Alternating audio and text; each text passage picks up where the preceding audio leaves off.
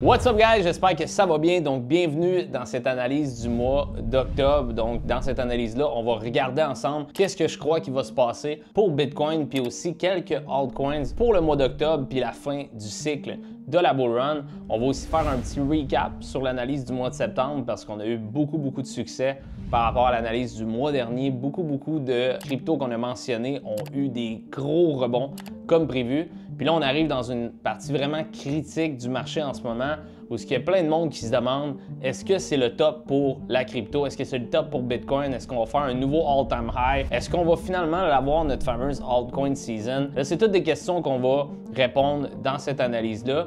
Puis, sans plus tarder, on passe ça. J'ai ma petite checklist. On va tout couvrir les points importants dans cette vidéo-là. Fait que quand on a fait l'analyse le mois dernier, on n'avait rien de tout ça ici. Okay? La seule chose qu'on avait, c'était la chandelle rouge. Je me souviens, je pense que c'était ici qu'on avait fait l'analyse. Qu'est-ce qu'on avait dit dans le fond? C'est que le marché en ce moment nous avait fait une trap à la hausse. Okay? Donc, vous voyez, on a une résistance ici qu'on a brisée. On a fait une bearish engulfing candle. Fait que, généralement, quand on va chercher la liquidité à la hausse comme ça ici, c'est pour ramener le prix à la baisse. Puis la même chose, l'inverse est aussi vrai.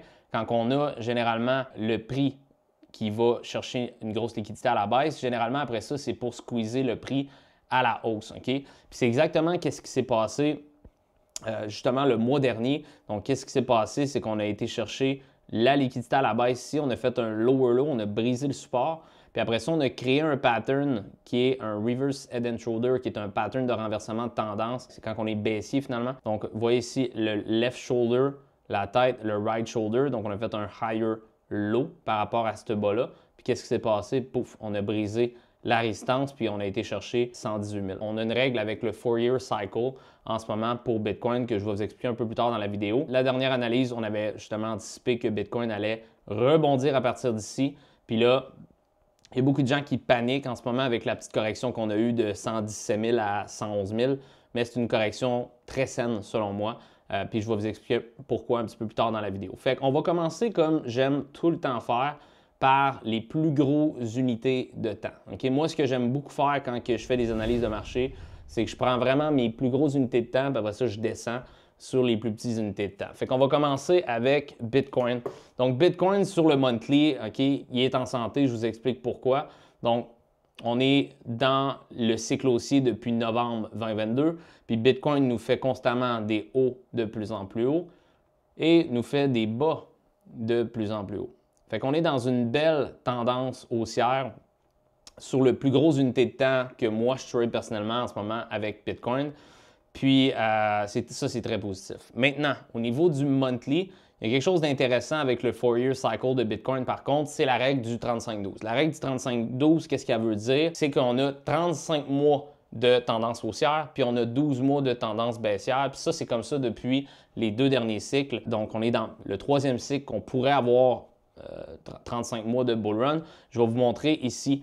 Donc, en janvier 2015, OK, on a ici frappé le bottom pour Bitcoin. Si je calcule bottom to top jusqu'à la fin de la bull run en décembre 2017, vous voyez ici, c'est marqué 35 barres de 1 mois, 35 mois. Fait que du bottom du marché ici jusqu'au top, on a eu 35 mois. Suite à ça, du top jusqu'au bottom, on a eu 12 mois. Donc, du bottom ici jusqu'au top, 12 mois de pente descendante. Après ça, du bottom ici jusqu'au top, on a eu 35 mois. Fait que ça, c'était le top ici. Bottom, 35 mois de bull run. Si on regarde maintenant du top jusqu'au bottom, donc bottom jusqu'au top, 12 mois. Fait qu'on a cette tendance-là en ce moment d'avoir 35 mois de tendance haussière, 12 mois de tendance baissière. C'est-tu obligé d'être encore ça cette fois-ci? Peut-être pas, mais mettons qu'on continue ce genre de trend de 35 mois de bull run, 12 mois de bear market, bien 35 mois nous amène exactement à octobre 2025. Puis octobre 2025, bien c'est ce mois-ci. Okay? On va voir très possiblement le top de Bitcoin en octobre. Maintenant, ça veut dire que les altcoins, c'est fini? Non. Je vais vous expliquer pourquoi il y a des chances que des fois, après le top de Bitcoin, il y a un alt season qui peut s'étirer jusqu'à des fois 30 à 60 jours. Mais selon qu'est-ce qu'on a en ce moment, selon le data des deux dernières bull runs, octobre pourrait être le top du marché pour Bitcoin. Donc, on pourrait avoir un nouveau all-time high, on pourrait avoir le top du marché en octobre. Puis après ça, on pourrait subir une correction de 12 mois de bear market selon qu'est-ce qu'on a là avec la fameux narratif du 35-12. OK? Là, il y a du monde qui dit ouais, Alex, finis pas juste à ça, le 35 mois, nanana. Je vais vous montrer d'autres confluences, donc d'autres indicateurs techniques qui démontrent qu'on pourrait avoir un crash très bientôt aussi. On fait des hauts de plus en plus hauts pour Bitcoin. Donc, vous voyez haut, haut, haut. Donc, ça, c'est constamment des hauts de plus en plus haut. Mais si on regarde mes indicateurs techniques, on regarde ici que malgré le fait que Bitcoin fait des hauts de plus en plus hauts, notre Money Flow Index fait des hauts de plus en plus bas. Puis la même chose pour notre RSI qui fait ici des hauts de plus en plus bas. Donc ça, qu'est-ce que ça me démontre? Mais ça me démontre une bearish divergence sur le monthly. Puis je vais vous montrer les dernières fois qu'on a eu le bearish divergence sur le monthly, qu'est-ce qui s'est passé. Mais ça n'a pas été trop beau. Fait que regardez ici, on a un haut plus haut sur le prix. On a un haut plus bas sur le MFI, puis un haut plus bas sur le RSI. Qu'est-ce qui s'est passé lors du 35e mois? Paf! Correction de 77%. Fait que je t'annonce que tu ne veux pas vivre une correction de 77%. Et puis en ce moment, bon, on a les mêmes indicateurs techniques qui flashent qu'on pourrait être sur le top du marché très bientôt pour Bitcoin. Même chose ici, regardez, on a lors du premier cycle un haut plus haut sur le prix, haut plus bas, haut plus bas. Donc divergence bearish, c'est les indicateurs qui, si tu les trades en 15 minutes, tu n'auras pas un haut taux de succès. Mais quand tu le pognes sur le monthly, sur le weekly comme on a en ce moment, on a du data en ce moment là, qui montre que ça pourrait être bientôt le top pour Bitcoin, puis ça matcherait avec le fameux 35 mois du mois d'octobre. Fait que ça, c'est une confluence sur le monthly. Fait que malgré le fait que Bitcoin est haussier en ce moment sur le monthly, on pourrait être très, très près d'un all-time high si on ne l'est pas déjà. Mais je crois qu'en octobre, on pourrait avoir une dernière branche haussière, faire un nouveau all-time high. Après ça, on aurait la fin du cycle pour Bitcoin en tout cas. Maintenant, on réduit les time frames, on zoom in un petit peu plus dans le graphique, puis on va voir que Bitcoin sur le weekly, peut-être vous ne connaissez pas la règle, mais Bitcoin, quand on est en haut de la ligne jaune c'est la 50 Weekly Moving Average, on est en bull run, puis quand on est en bas, ben on est en bear market, on se dirige vers le bear market. Vous voyez ici, on a bounce 1, 2, 3, 4, 5, donc on est en haut, everything is fine, OK? Donc, vous regardez ici en 2017, regardez, on est en haut de la 50, en haut de la 50, en haut de la 50. Aussitôt qu'on close en bas, qu'est-ce qui se passe? Retest la résistance, on part. Vous voyez, on est en haut, en haut, en haut, en haut, en haut. On est en haut ici, on est en haut, en haut. En bas, qu'est-ce qui se passe? Bear market. Fait que tant si longtemps qu'on est en haut de la 50, everything is fine. Mais si on se ramasse en bas, présentement, cette ligne-là est à 100 000 exactement. Si on se ramasse en bas, excessivement négatif pour Bitcoin. Fait que regardez cette 50 Weekly Moving Average-là avec précaution parce que ça pourrait être un indicateur technique qu'on va commencer à utiliser le plus que la bull run avance si on commence à closer les chandelles en bas. Sur le weekly, on peut voir que, même chose, Bitcoin fait des hauts plus hauts sur le prix. Et puis, on regarde nos indicateurs techniques sur le weekly. Regardez ici. Haut de plus en plus haut ici, haut de plus en plus bas sur le MFI et regardez au niveau du RSI, haut de plus en plus bas aussi. Donc, un autre facteur qui influence beaucoup le potentiel de drop très bientôt. Puis, je vais vous montrer juste ici, quand que Bitcoin, le dernier cycle, OK? Regardez ici, il faisait des hauts. Regardez, haut de plus en plus haut, haut de plus en plus haut, OK? Regardez ce qui s'est passé au niveau des indicateurs techniques. Donc, malgré le fait qu'on faisait des hauts de plus en plus haut ici, notre MFI descendait, notre RSI descendait, OK? Donc, c'est de la divergence bearish. Et puis, qu'est-ce qui s'est passé par la suite? Gros crash. Même chose au niveau des deux tops ici. Donc, on a deux tops baissiers, malgré le fait qu'on a un haut plus haut, OK? Donc, ce qu'on voit là présentement, c'est très dangereux. Tout ce que je veux dire dans cette vidéo, ce n'est pas à titre de conseil financier. Je vous donne simplement mon opinion du marché. C'est vraiment à titre éducatif, c'est pour vous donner des points de repère. Mais moi, personnellement, j'ai le bouton pas mal plus près du sell, du vente, que du achat présentement. Bitcoin sur le weekly, de la divergence. Bitcoin sur le monthly, de la divergence. On arrive au 35e mois. Donc, on a explosé de 15 à 123 000 depuis le début de la bull run. Vous m'avez probablement jamais entendu durant les dernières vidéos des derniers 6 à 12 mois commencer à avoir un langage un peu plus négatif du marché. J'ai toujours été excessivement positif sur Bitcoin, qu'on allait toujours aller plus haut, plus haut, plus haut durant les derniers mois, puis on a eu raison. Mais là, je commence à être un peu plus conscient qu'on pourrait, oui, être bientôt dans un crash. Non seulement ça, mais les drops dans un bear market sont quand même assez intéressantes. OK? Si on regarde le premier bear market, Bitcoin a droppé de à peu près 86 %. Le deuxième bear market, Bitcoin a droppé d'à peu près 83 %. Puis l'autre bear market, Bitcoin a droppé d'à peu près 78 %. Fait qu'on voit qu'il drop de moins en moins à chaque fois. Mais mettons qu'on drop, 70 % nous amène à 37 000, 75 % nous amène à 30 000. OK? Ce qui est très probable. Mais mettons qu'on a une jambe haussière puis Bitcoin pogne 150 000, mettons. Bien, 70 % ça nous amène à 44 000. Je ne pense pas qu'on va crash aujourd'hui. Mais je ne serais pas surpris l'année prochaine de revoir Bitcoin en bas de 100 000 dans les 50 60 000. Je ne sais pas à quel point 30 000, mais je ne serais pas surpris de le revoir dans des bas que personne ne s'attend. Je pense pas qu'il faut liquider toutes les positions. Je pense pas qu'il faut commencer à shorter, etc. Mais ce qu'il faut que vous pensiez à faire, c'est d'avoir un plan. Parce que si vous n'avez pas un plan, le marché va en avoir un pour vous autres, puis c'est généralement pas positif dans la fin du cycle. Maintenant, au niveau du daily, OK, là, vous allez un peu de positif. On est venu chercher la liquidité en haut ici. On est venu liquider les positions longues, les deux supports ici. On est venu chercher la liquidité en bas. Quand on va chercher la liquidité en haut, c'est pour aller généralement rabattre le prix à la baisse. Lorsqu'on va chercher la liquidité en bas, généralement, c'est pour aller squeeze le prix à la hausse. Fait que pourquoi je crois qu'on peut avoir une dernière belle branche haussière présentement pour le mois d'octobre pour Bitcoin, c'est qu'on voit ici qu'on était dans une tendance baissière à travers un wedge. Fait qu'on voit ici que Bitcoin nous faisait des hauts de plus en plus bas et des bas de plus en plus bas. OK? Ça, c'est clair. Lors de cette tendance baissière-là, OK, le marché était très négatif. Qu'est-ce qui s'est passé? On a rebondi ici. Donc, on a sorti du wedge, retest. On est venu frapper la résistance. Je vais vous montrer les niveaux critiques en ce moment qui sont à regarder attentivement dans le marché. Donc, le premier niveau extrêmement critique, c'est le niveau suivant. OK? Autour de 117 600 à peu près, 117 700. Ça, c'est le premier niveau. Le deuxième niveau à regarder attentivement, c'est ce niveau-là ici. OK?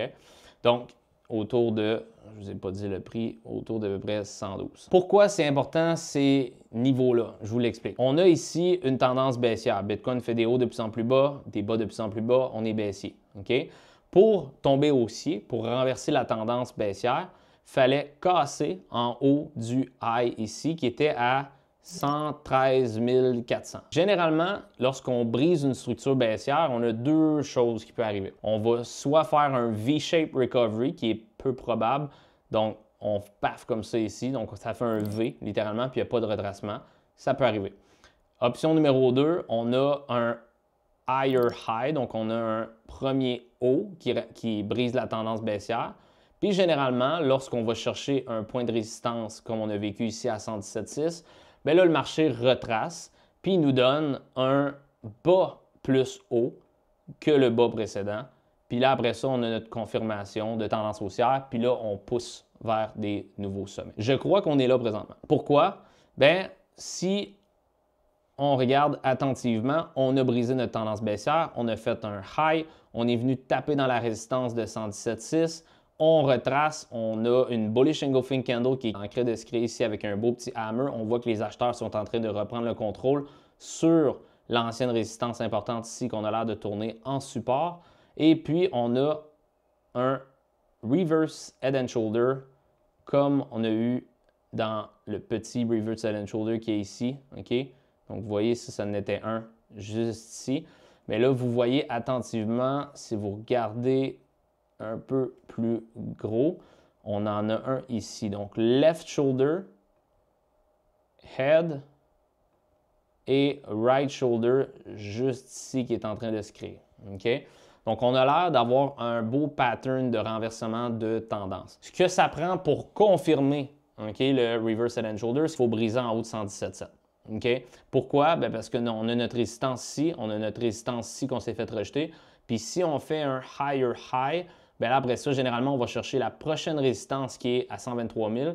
Puis, je pense que la prochaine résistance qui est le all-time high, généralement, on passe dedans pas mal comme dans du beurre. Fait que moi, mon avis, OK, Fin septembre, je m'attends à rien. OK? Fin septembre, je m'attends à possiblement peut-être quelque chose comme ça ici. Peut-être qu'on monte tranquillement, pas vite, etc. Mais octobre, à mon avis, on va break out puis on va faire un nouveau all-time high pour Bitcoin. Puis là, en passant, c'est mon avis personnel, je peux me tromper complètement. Pour être honnête avec vous autres, tout peut arriver rendu à la fin du cycle comme ça, mais on a beaucoup d'indicateurs techniques en ce moment qui nous montrent qu'on pourrait avoir une dernière branche haussière pour Bitcoin. Puis je pense qu'on a un beau pattern pour le faire en ce moment. Fait que reverse head and shoulder, on break en haut de 117,7 et après ça, paf, on fait un nouveau high vers, bon, 120, 130, 140. Il y en a qui parlent de 200 quelques. Je pense pas. Mais moi, je pense qu'on fait un nouveau all-time high. Puis mon price prediction pour la bull run, ça a toujours été 172 000. Je ne sais pas si on va aller jusque-là. Anyways, moi personnellement, Bitcoin, je le vends fin octobre. Bien, en octobre, fait que si, mettons, fin octobre, au 31 octobre, Bitcoin est rendu à 143 000, I'm done. Je n'attendrai pas 172 000 pour jouer au héros.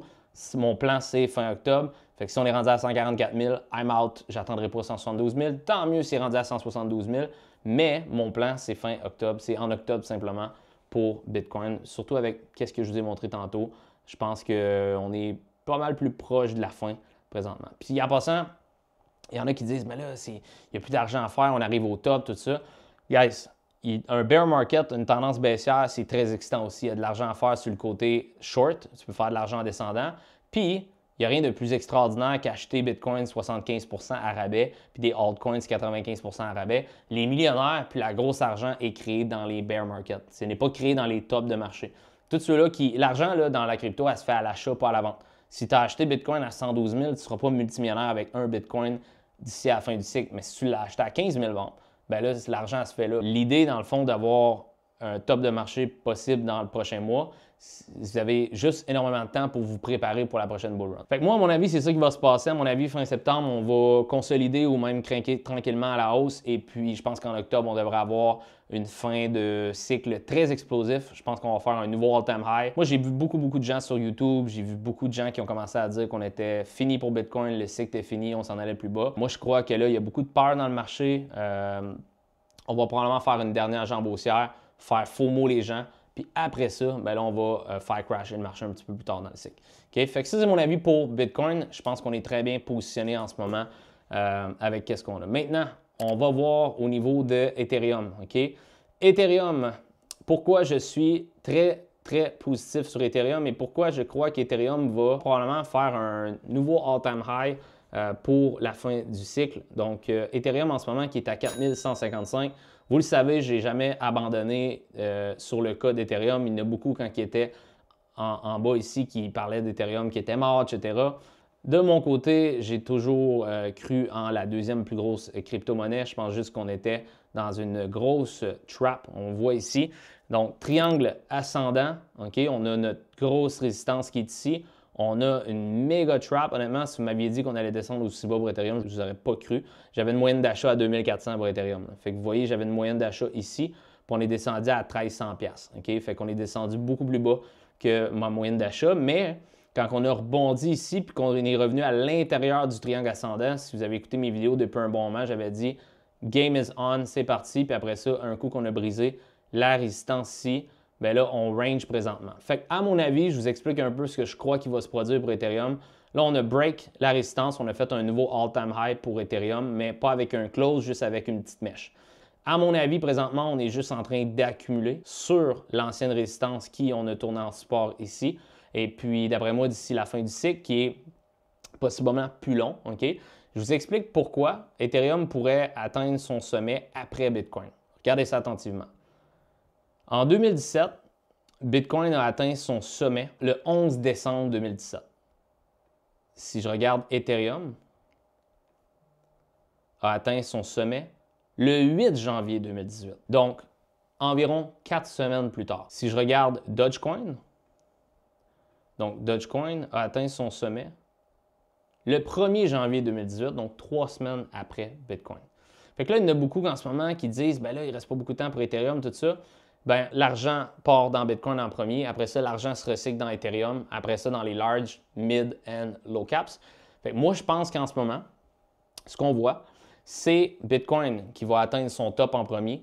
l'argent va circuler dans Ethereum, dans les large, mid and low caps. Fait que d'après moi, on pourrait voir un top pour Ethereum plus en novembre, suite au top de Bitcoin, peut-être en octobre.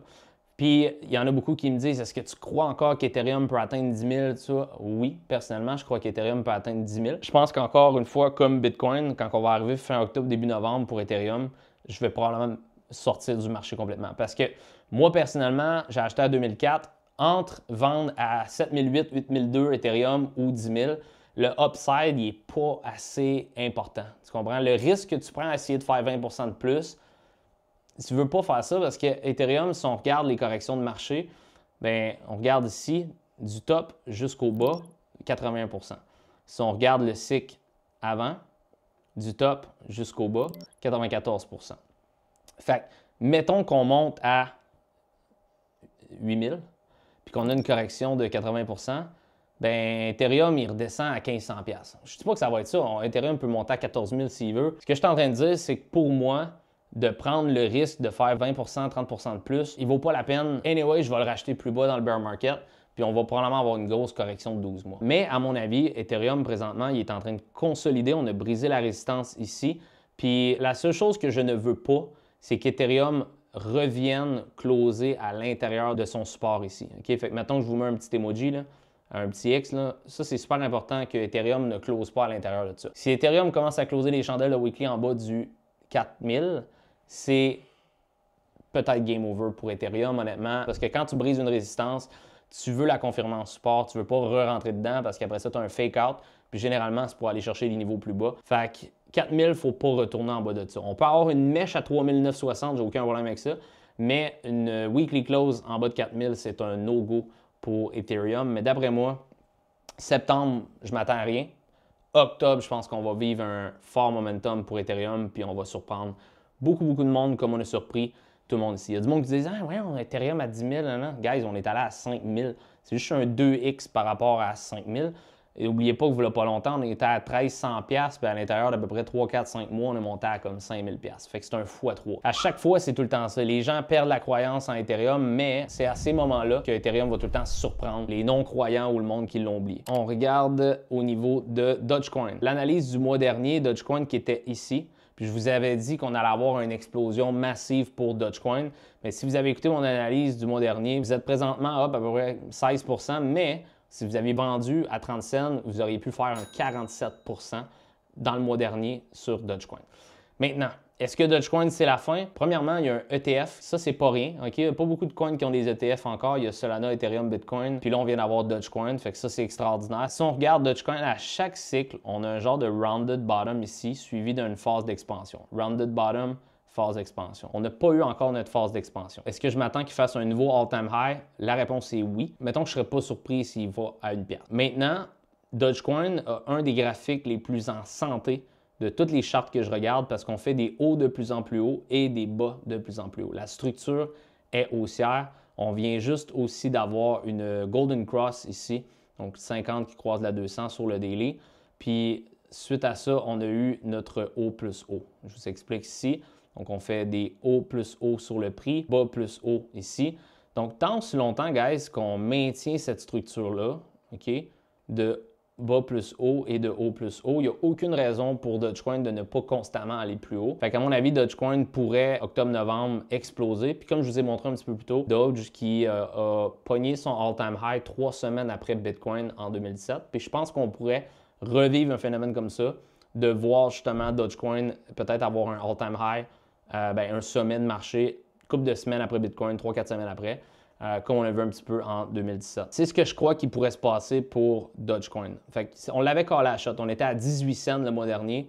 On avait callé qu'on allait avoir une grosse explosion, puis on a monté à 30 cents. Okay? L'autre coin que je veux parler rapidement, c'est Cardano. On est dans une structure très similaire à celle de Dogecoin. Donc, on voit ici, on a un gros rounded bottom ici. On fait des hauts plus hauts, on fait des bas plus haut. On est en haut de la 50 Weekly Moving Average. D'après moi, à partir d'ici, Cardano s'en va minimum à 1,5, 2 piastres. Peut-être même faire un new all-time high. Peut-être un ETF également qui s'en vient pour Cardano, mais c'est un projet qui performe à tous les cycles vraiment bien. Fait que Cardano, en ce moment, qui est dans une très, très belle zone d'achat, selon moi, j'en ai accumulé. et je pense qu'on pourrait avoir rendu au stade de ce cycle-ci, j'appelle plus ça un bon investissement. Maintenant, XRP, je sais que les gens l'aiment beaucoup. XRP, je crois qu'on est sur le point de voir un gros breakout parce qu'on a brisé notre structure baissière. Vous voyez ici, on faisait des hauts de plus en plus bas et des bas de plus en plus bas. Qu'est-ce qui s'est produit? On a fait un haut plus haut, donc on a brisé le high ici avec un haut plus haut. On a l'air de vouloir créer un bas plus haut. D'après moi, on fait un break and retest de structure en ce moment. Puis à partir d'ici, moi, je pense qu'on va voir notre jambe haussière pour aller faire un new all-time high. Je ne crois pas qu'on va voir XRP à 1000$ ou à 500$ d'ici à la fin du cycle. OK, il y a beaucoup de gens sur YouTube que je ne sais pas qu'est-ce qu'ils fument, mais ça ne marche pas de vrai. Moi, j'y crois pas personnellement. Je pense que si on voit XRP entre 5 et 10$, ça va être bon. J'ai vraiment des doutes qu'on va aller en haut de ça, mathématiquement parlant, pour ce cycle-ci. Peut-être dans les prochains, mais je ne crois pas personnellement qu'on va voir un XRP bien plus haut que ça. Fait que les XRP Army, soyez déçus de moi ou en crise après moi. Honnêtement, moi, je suis là dans la crypto pour faire du profit. Je trade des indicateurs techniques, je ne trade pas tant le fondamental. Le projet peut être super bon. Si la charte n'est pas bonne, I don't give a shit.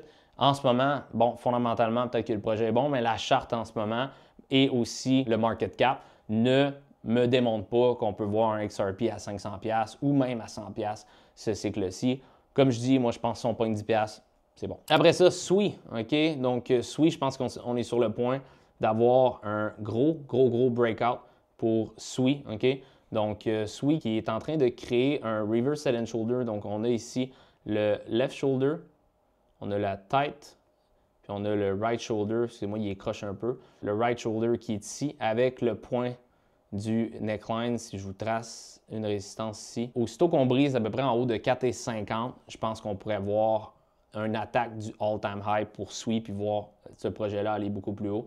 Donc, en passant, malgré la drop du Bitcoin, SWI qui a très bien tenu, un des coins qui n'a pas trop crashé, il se tient super bien. Donc, looking good.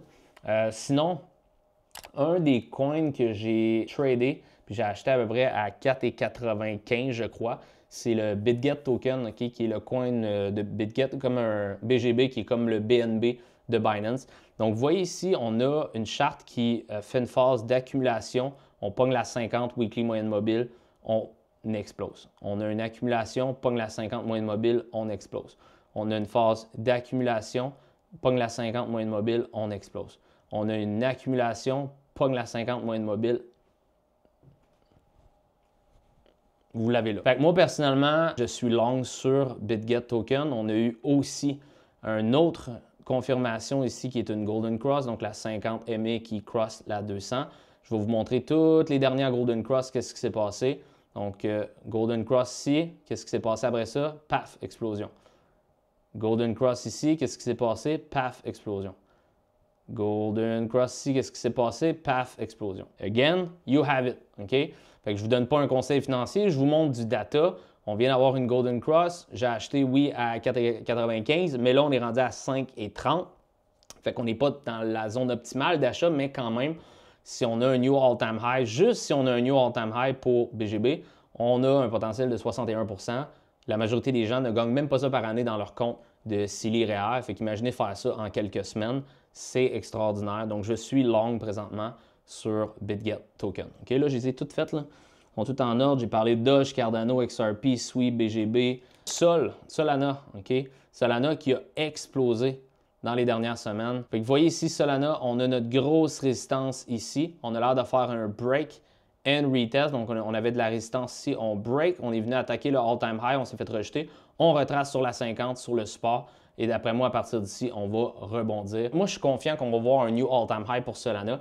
Maintenant, j'ai vu du monde en ligne commencer à dire « Ah, Solana 2000$, 600$, 500$, peut-être. » Mais je ne crois pas qu'on va voir bien plus haut que ça parce que le market cap est quand même rendu pas mal haut. Quand vous voyez des thumbnails de « Ah, Solana 2500$, I don't know. » Honnêtement, je pense pas vraiment que ça fait du sens selon le market cap de voir Solana à 2000$. Au niveau des marchés traditionnels, donc le S&P 500 qui fait un nouveau all-time high puis qui n'a pas de divergence, OK, sur les indicateurs weekly, daily, ça c'est magnifique. Donc, est-ce que je crois par contre que le marché en ce moment est un petit peu overextended? 100%. OK? Le S&P il est overstretch, le Nasdaq il est overstretch. Fait que je ne serais pas surpris de voir une bonne correction de marché dans les prochaines semaines, pas mal en même temps que celle de Bitcoin, que les marchés sont pas mal corrélés. Souvent, le S&P et le Nasdaq est d'avance sur Bitcoin. Là, on le voit, il y a un new all-time high pour le S&P 500.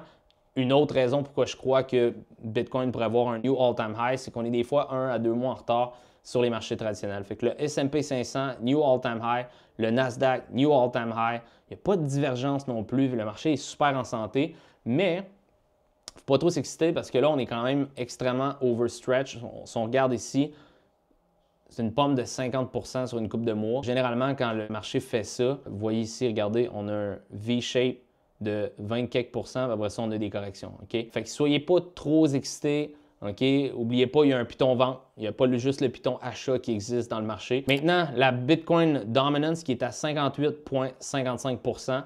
OK, on a confirmé la structure baissière au niveau de la Bitcoin Dominance. On a la Dead Cross qui s'est créée. Et puis là, présentement, on fait des hauts de plus en plus bas et des bas de plus en plus bas. Puis d'après moi, c'est pas prêt de finir. On va voir, selon moi, le alt season d'ici la fin du cycle. On va voir la dominance chuter et on va voir beaucoup de altcoins surperformer Bitcoin. Même chose au niveau de la Ethereum Bitcoin Charts. Donc en ce moment, on est haussier pour la Ethereum Bitcoin Charts. Si on regarde sur le weekly, OK? Donc, on fait constamment des hauts de plus en plus hauts, des bas de plus en plus hauts, même malgré la petite drop qu'on a eue ici. Honnêtement, je crois qu'on va rebondir très bientôt. Si ce n'est pas ici, c'est sur le support ici à 0.03179. Mais je crois personnellement qu'on s'en va beaucoup plus haut pour la Ethereum Bitcoin Charts. Et qu'est-ce que ça veut dire, ce graphique-là? C'est que Ethereum va surperformer Bitcoin selon ce graphique-là d'ici la fin du cycle. On finit avec le DXY. Donc là, présentement, le DXY est baissé. On fait des hauts de plus en plus bas et des bas de plus en plus bas. Je pense qu'on est sur le point de voir un bottom pour le DXY très bientôt. Si ce n'est pas ici, ce que je pourrais voir, c'est peut-être un dernier plus bas ou simplement une période de consolidation.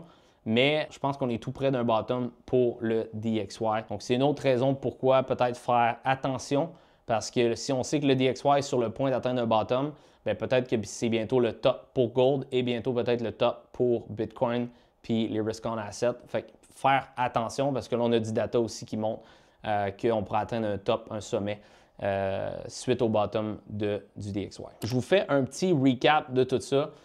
Parce qu'on a parlé de beaucoup de coins, OK? Puis vous pouvez écouter la vidéo à nouveau, la mettre en plus lent si je parle trop vite. Mais ce qui est clair en ce moment, c'est qu'on est en tendance haussière. Donc, on était baissier, on a break, on a retracé ici. Donc, on a fait un haut plus haut, on a fait un bas plus haut. Puis selon moi, à partir d'ici, on va créer justement, on a un left shoulder, tight, right shoulder. Fin septembre, on crée probablement le right shoulder, puis octobre, on break. Puis après ça, on voit la fin du cycle arriver très bientôt, OK? À mon avis, c'est ça qui va se produire. Puis les altcoins devraient super bien performer d'ici la fin du cycle. J'espère que vous avez apprécié la vidéo. En passant, j'ai fait une vidéo, le guide complet sur comment se lancer en crypto. Grosse formation de 2 heures. Je parle même d'un guide express avec tous les outils nécessaires pour se lancer en crypto. Vous allez tout avoir les liens importants, toute sa coche. Je n'aurai pas besoin de vous perdre dans ce monde-là. Puis, vous avez aussi accès à nous rejoindre dans la communauté gratuite sur Circle, qui est notre application Club Crypto. Vous allez avoir plein d'outils de formation additionnels. Vous allez avoir accès aussi à plein de choses dans cette application-là. C'est extraordinaire. Ça fait 9 ans que je suis en crypto. J'en ai fait de la formation dans mes débuts, puis j'en donne moi-même. C'est la formation que moi, j'aurais aimé avoir dans mes débuts. Ça m'aurait permis d'économiser des dizaines de milliers de dollars dans des erreurs. Présentement, dans le marché, en Amérique du Nord, bref, dans tout le marché français, on est vraiment la meilleure communauté de crypto, la meilleure formation. On a tellement de témoignages de clients qui réussissent en investissement en crypto grâce à notre enseignement. Mais je vous dis ça, transparent, cette formation-là de 2 heures qui est en passant gratuite a plus de valeur que vrai 75 à 90 % des formations payantes sur le marché. Juste cette formation-là de 2 heures, c'est assez pour faire vos premiers pas dans la crypto par vous-même puis vous empêcher de faire des erreurs de débutant. Puis facilement, j'aurais pu vendre une formation-là une couple de centaines de dollars, même une couple de mille. J'aurais pu littéralement vendre ça à 1000, un 2000 puis je ne me serais pas senti mal. Pas en tout. Je l'ai compressé sur 2 heures pour que vous appreniez rapidement puis qu'après ça, vous mettez l'action par vous-même.